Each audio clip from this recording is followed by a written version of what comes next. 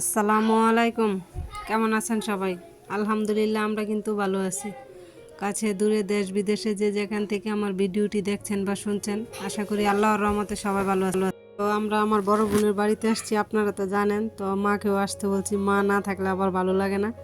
তো আমার মা আবার এই যে বড় মেয়ের বাড়িতে আসছে, দেখেন কি কি নিয়ে আসছে। তো যারা যারা আমার ভিডিওটি দেখতেছেন, প্লিজ একটা লাইক দিয়ে ভিডিওটি কন্টিনিউ করবেন। আর যারা আমার চ্যানেলে নতুন, চাইলে চ্যানেলটি ভিজিট করে দেখতে পারেন। যদি আপনাদের কাছে এরকম লাইফস্টাইল ব্লগ ভালো লাগে, প্লিজ চ্যানেলটা সাবস্ক্রাইব করে আমার পাশে থেকে যাবেন। নোটিফিকেশন অন করে রাখবেন, যাতে ভিডিও ছাড়ার সাথে সাথে আপনাদের কাছে পৌঁছে যায়।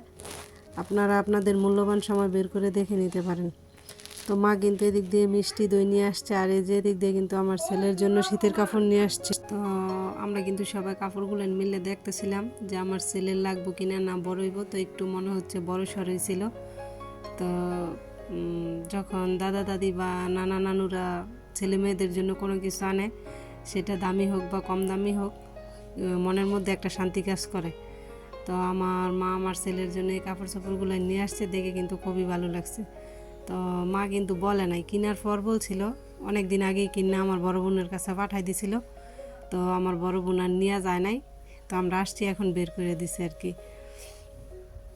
তো এই যে এদিক দিয়ে কিন্তু আমার বড় বোন আবার পাটিসাপটা পিঠা বানানোর ব্যবস্থা করতেছে।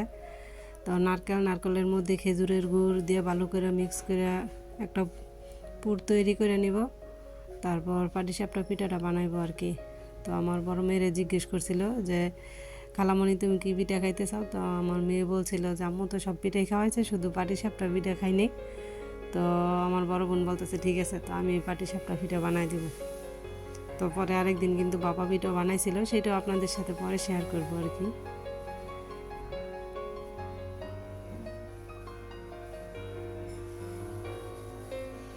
জানি না কারা কারা এখন পর্যন্ত ধৈর্য সহকারে আমার ভিডিওটি দেখতেছেন। প্লিজ লাইক দিয়ে ভিডিওটি কন্টিনিউ করবেন। আপনার একটি লাইক আপনার মতো আরও অনেকের কাছে আমার ভিডিওটি পৌঁছে দিতে সাহায্য করবে।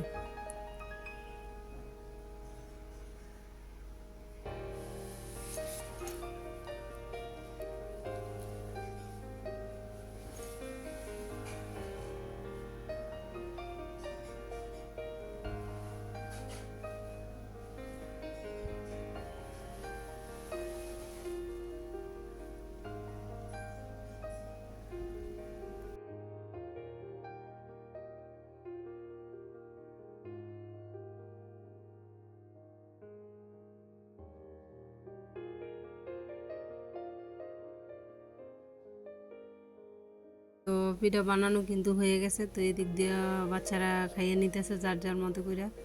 তো আসেন আপনাদেরকে আরেকটা জিনিস দেখাই। এই যে দেখেন আমার বোনের বাড়িতে গাছে কত মরিচ ধরছে, মরিচ কিন্তু গাছে ভাগ্যও রয়েছে। তো এগুলান কিন্তু আমি এই যে তুলতাছি দেখে দেখে। তো একটা গাছ এই জায়গায় এত পরিমাণ জাফরানো হয়েছে, মরিচ কি আর দেখেন। আমার বোনের বাড়ির উঠানের মধ্যে কিন্তু এই যে ফুলকপি গাছ লাগাই রাখছে এদিক দিয়ে, ঠিক আছে।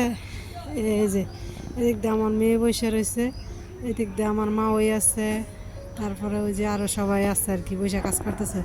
তো বাড়ির উঠান কিন্তু বিশাল বড়। তো উঠানের এক সাইড দিয়ে কিন্তু ওই যে বাইরে ফাঁক ঘর আছে দুইটা, তো ঘরের ভিতরেও আছে। আর এই যে দেখেন আমার এই জিনিসটা এত ভালো লাগছে যে উঠানের মধ্যে কবি গাছ লাগাই রাখছে।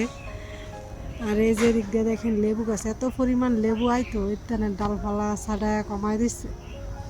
তো আমি এখন এই যে গাছের তেনে মরিচ তুলতেছি। মরিচগুলো কিন্তু ফাঁকতে রয়েছে যে কত সুন্দর। তো দেখে দেখে আমি এখন এগুলো তুলবো।